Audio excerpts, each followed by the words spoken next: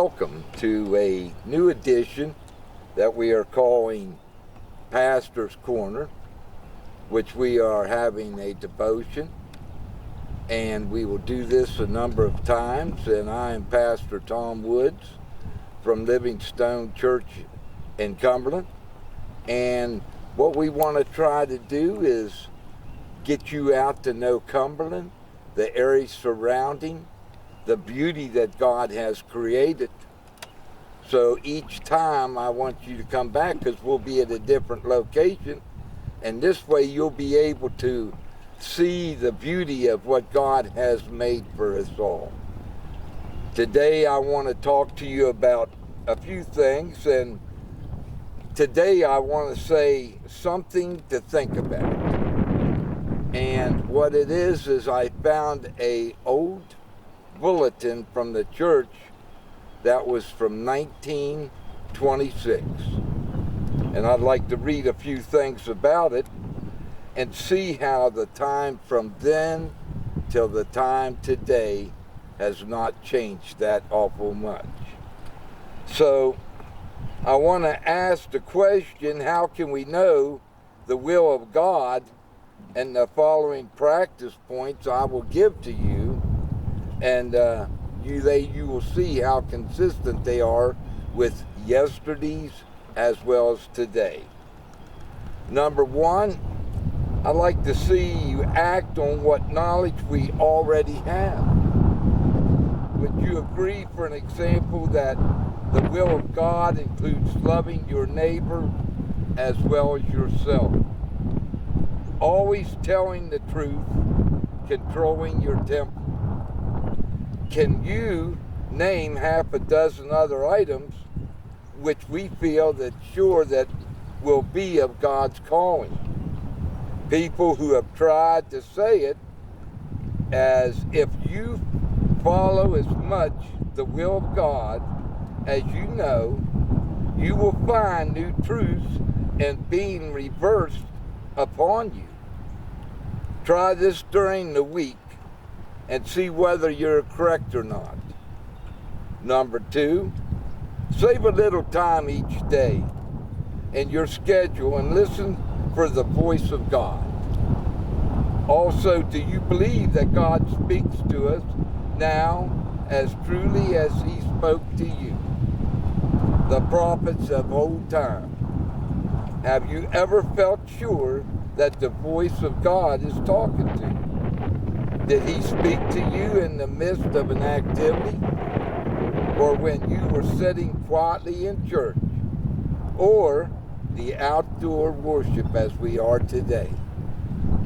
During the next weeks or so, we will be putting about a 10-minute show together each morning, and you will visit, and we will have prayers and questions for guidance, and we want to listen to your voice and know the things that are troubling you. We always know that there's a sense of something very near trying to lay hands upon us, sometimes seeking to make it seem like we hear something that we're not sure of. The trouble is that we do not open our minds and our hearts to the voice of God. Also, as we are out here in the nature, God speaks to you. Also, try to read some literature by those who have themselves understood God.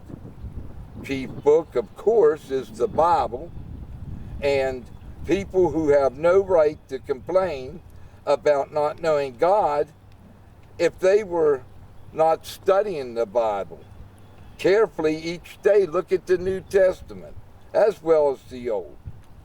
Make it a point to read carefully each day during your coming weeks, one chapter from the book of Luke or wherever you would like to start. Begin with the 5th chapter. See whether you do not understand the will of God better by the end of the week.